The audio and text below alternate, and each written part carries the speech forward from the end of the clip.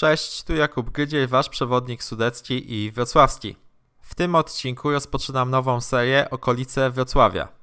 Przejdziemy trasę z Obornik Śląskich przez polodowcowy mezoregion Wzgórza Trzebnickie, zwany również Kocimi Górami, do miasta Trzebnica.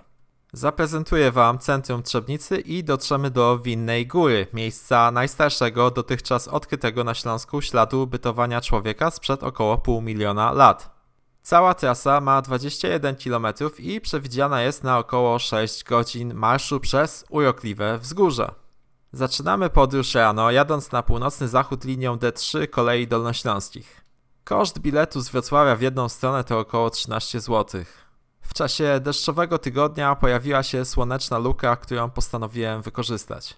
Po zaledwie 30 minutach podróży zaczynamy przygodę w Obornikach Śląskich na stacji PKP.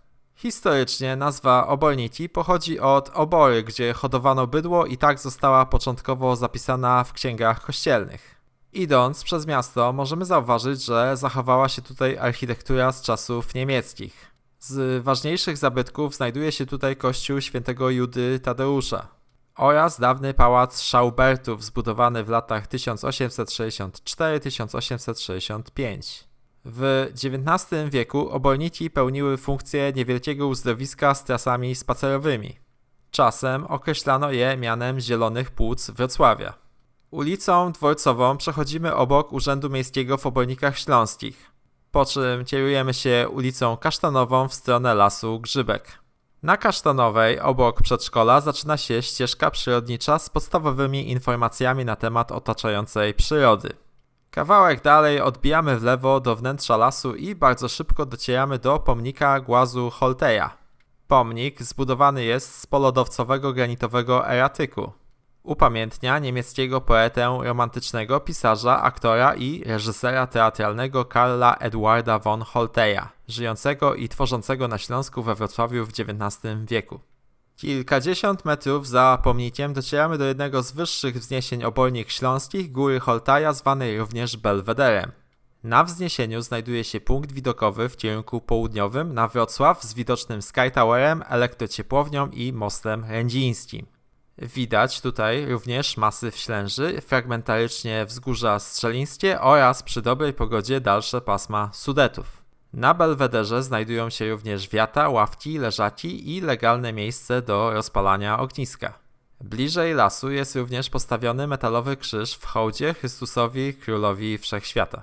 Stamtąd ruszamy na północ czerwonym i niebieskim szlakiem przez niewielki las Grzybek. W tej części ukazują się charakterystyczne dla całego regionu pofałdowane formy polodowcowe. Wita nas również mieszany las liściasty z bogatą różnorodnością zbiorowisk gatunków nizinnych. Cały las jesienią wypełniony jest złotymi opadającymi liśćmi, co bardzo urozmaica wizualnie naszą wędrówkę. Z gatunków drzew zobaczymy tutaj łatwy do rozpoznania gwieździsty klon zwyczajny, klon jawor z łukowatym unerwieniem na liściach, cenny wycinany w przeszłości bóg, pospolity o twardym, jasnym, kalorycznym drewnie dąb przypółkowy, uwielbiającą bielicowe gleby sosnę pospolitą, pionierską o jasnej palnej korze brzozę, nasadzone na cele gospodarcze świerki, pospolitą, ale rozproszoną czereśnię ptasią. Z kolei w podszycie z łatwością znajdziecie wszędobylski bluszcz pospolity, obecny na całym Dolnym Śląsku mech płonnik, szeroko występującą na niżu i w górach naręcznicę samczą, gatunki pospolitych na całym Dolnym Śląsku traw turzyc, występującą w strefach ekotonowych i ruderalnych jeżyny, pokrzywy pospolitach o dziesiątkach zastosowań w przemyśle i lecznictwie. Geologicznie podłoże wzgórz trzebnickich jest zbudowane z luźnych skał osadowych, żwirów, piasków i mułów z płytką warstwą próchnicy na powierzchni. Takie gleby określa się mianem bielicowych z widocznym poziomem wymywania. Piasek pod warstwą próchnicy zlepia się w twarde grudy, które z łatwością rozpadają się ściśnięte w dłoniach. Fachowo mówiąc, wzgórza trzebnickie to morenowa strefa czołowa powstała na przedpolu lodowca około 200–150 tysięcy lat temu. Pofałdowany obszar uformował się w Pleistocenie podczas zlodowacenia środkowopolskiego, zlodowacenia Odry. Glina zwałowa to najważniejszy materiał budujący wzgórze. Jest to mieszanina iłów, piasków, żwirów, głazów narzutowych. Występują tutaj iły, mułki pochodzenia jeziornego, zastoiskowego, osadzane w zagłębieniach przed czołem lodowca. Glina powoduje powstawanie długo utrzymujących się kałuż na nieprzepuszczalnych glebach, nawet na kulminacjach wzniesień. Głębiej, pod wzgórzami, kilkaset metrów pod powierzchnią, występują skały krystaliczne i osadowe platformy paleozoicznej przedpola sudeckiego. Skały i osady budujące cały region były deformowane pod naciskiem ogromnych mas lodu i wody roztopowej. Za lasem docieramy do niewielkiej drogi między polami, gdzie można zobaczyć poranne mrozowiska. Rozciągają się stąd również panoramy na płaskie obszary północnego Dolnego Śląska w kierunku Żmigrodu. Idąc na tej trasie przy dobrej pogodzie zobaczycie również kilka wzniesień wzgórz twardogórskich na północny wschód od Wrocławia. Są to wzgórza położone w pobliżu Oleśnicy i Sycowa. Między jednym polem a drugim na otwartej przestrzeni dostrzeżecie zmianę występujących gatunków roślin. Zobaczycie tutaj inwazyjną nawłoć późną, na nalewki i konfitury dziką różę, astrowiec marunę nadmorską, jednoroczną wiechlinę włośnicę siną, głuk dwuszyjkowy, używaną jako zamiennik kawy cykorię, krewną mięty jasnotę plamistą, krwawnik pospolity, gatunki jastrzębców i wiele innych roślin łąkowych.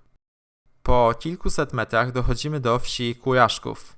Jest to niewielka wieś łańcuchowa położona we wzgórzach trzebnickich około 2 km na północny wschód od Obornik Śląskich. Przez wieś przepływa potok Struga, jeden z wielu cieków tworzących rzekę Barycz, prawobrzeżny dopływ Odry. We wsi znajduje się dwór z przełomu XIX i XX wieku, który obecnie pełni rolę schroniska młodzieżowego Dworek. Obok zobaczycie polanę rekreacyjną i ciekawe rzeźby artystyczne. Nieco dalej w Kuraszkowie znajduje się Akademia Kuraszków. Obiekt funkcjonuje jako hotel, restauracja i stadnina koni. Łączy funkcję gastronomiczną, noclegową, wypoczynkową i jeździecką. W ofercie Akademii Końskiej są m.in. szkółka jeździecka, zajęcia z końmi, przejazdy byczką, kuligi. To doskonałe miejsce zarówno dla początkujących, jak i zaawansowanych jeźdźców. Szkółka jeździecka i przejazdy byczką stadnina obsługują różne poziomy. Obiekt oceniany bardzo wysoko przez gości, przyjazny rodzinom.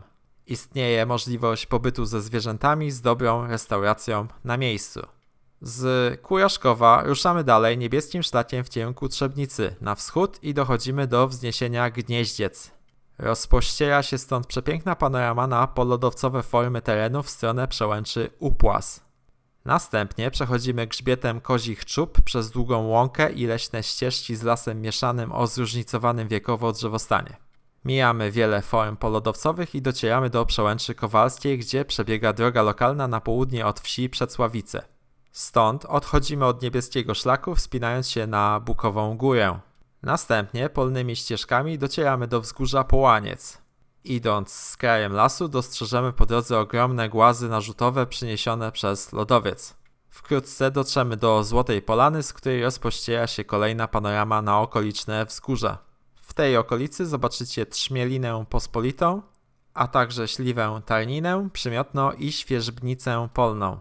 Wchodzimy na ubitą, zbudowaną z kamienia polnego drogę. Idąc obok niej można zauważyć dawne gniazdowiska błonkoskrzydłych os w opuszczonej zwierzęcej norze. Po chwili dochodzimy do wsi Malczów. Zamieszkujący wieś trudnią się tutaj głównie sadownictwem. W okolicy znajdują się sady różnych owoców, jabłonie, grusze, brzoskwinie. Na miejscu są też zakłady przetwórcze produkujące soki i inne produkty. W XIX wieku Malczów był ceniony za swoje widoki, okolica przypominała kuracjuszom widoki z okolic Książa czy Szczawna-Zdrój. Z Malczowa ruszamy na wschód drogą lokalną, mijając najwyższe wzniesienia wzgórz trzebnickich, Ciemną Górę i sadowe wzgórza. Zbocza tych wzniesień porastają uprawy i sady owocowe. Docieramy do drogi wojewódzkiej 340, mijając po drodze pomnik przyrody Czereśnia Trzebnicka, który znajduje się już w stanie powolnego rozkładu i butwienia. W okolicy na północ rozciągają się wąwozy Włóknicy i Farny Lej.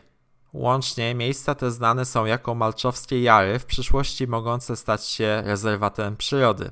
Są to formy erozyjne, wąwozy wykute przez wody potoku Włóknica i dopływów w podłożu morenowym i lessowym.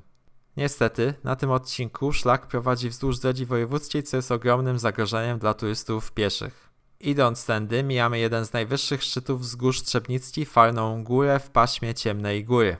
Na wzniesieniu znajduje się nadajnik radiowo-telewizyjnego centrum nadawczego naziemnej telewizji cyfrowej. Mijamy węzeł drogowy DW340 i trasy ekspresowej S5 i ulicą Obornicką docieramy do Trzebnicy. Cali na biało wchodzimy do rynku obok ratusza. Znajduje się tu zabytkowy ratusz z wieżą i zegarem. Cały rynek jest stosunkowo niewielki w porównaniu do Wrocławia. Można tu zobaczyć tablicę z opisem historii miasta i jego zabytków, a także kilka archiwalnych fotografii ukazujących dawną Trzebnicę. Tuż obok znajduje się plan miasta, na którym zaznaczono najważniejsze zabytki i atrakcje.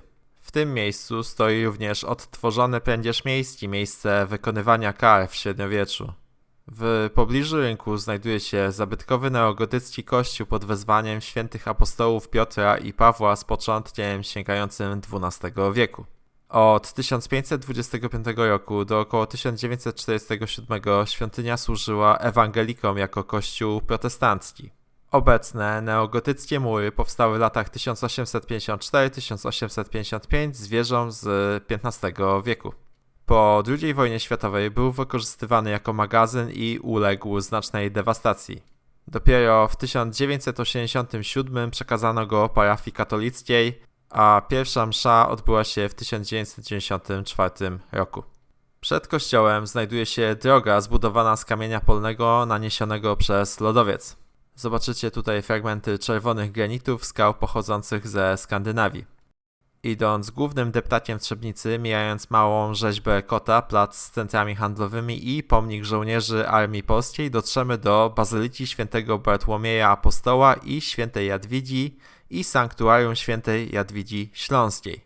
Świątynia znajduje się około 1 km na północ od rynku w Trzebnicy i stanowi centralny punkt zespołu klasztornego Cysterek. Jest to imponująca budowla w stylu barokowym, wyróżniająca się potężną wieżą i bogatym detalem architektonicznym. To jedno z najważniejszych miejsc pielgrzymkowych Dolnego Śląska związane z kultem świętej Jadwigi Śląskiej, patronki Śląska.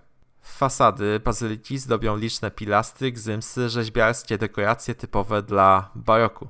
Kościół ma układ trójnawowy, a jego sklepienia krzyżowo-żebrowe nawiązują do tradycji gotyckiej.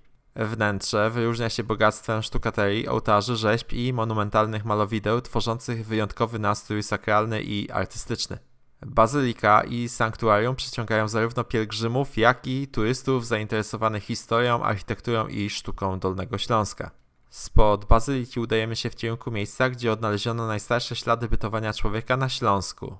Na początku trasy witają nas tablice informacyjne oraz doskonale przygotowana ścieżka dydaktyczno-edukacyjna zwana Kocią Ścieżką. Wędrując wzdłuż niej stalowymi schodami wspinamy się na szczyt Winnej Góry.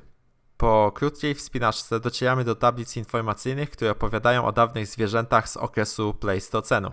Ich szczątki odkryto w tych samych miejscach, gdzie znaleziono ślady pierwszych ludzkich obozowisk na Śląsku.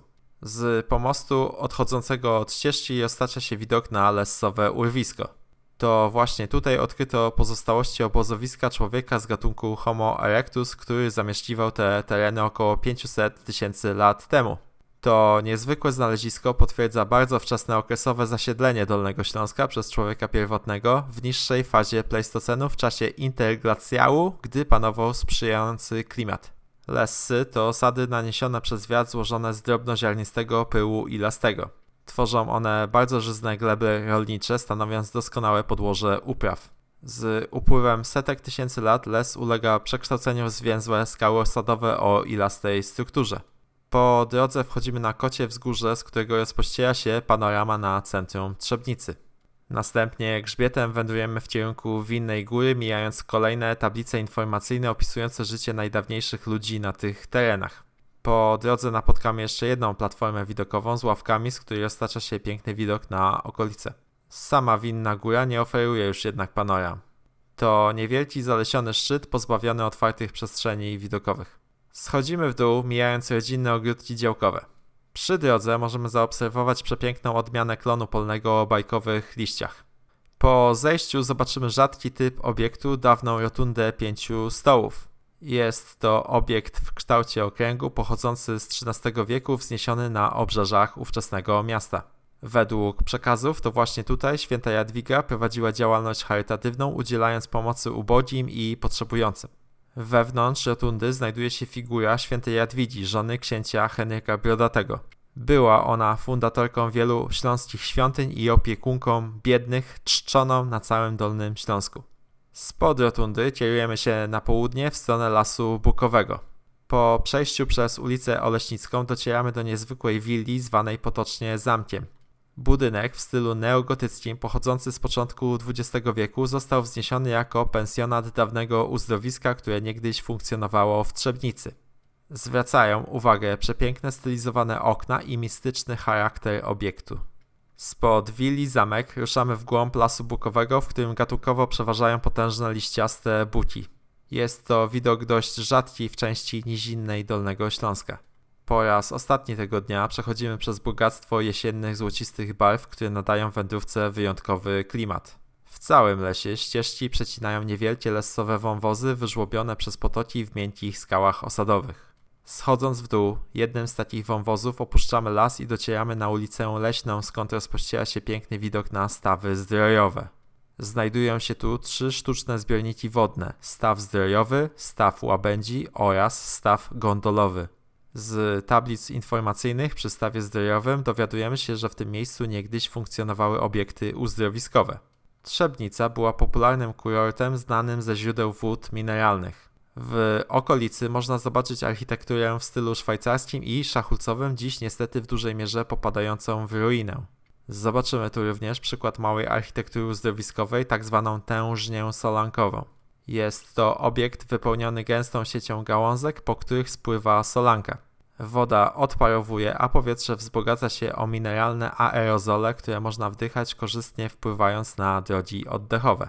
Idąc dalej, mijamy budynek w stylu historyzującym należący do Wydziału Starostwa Powiatowego.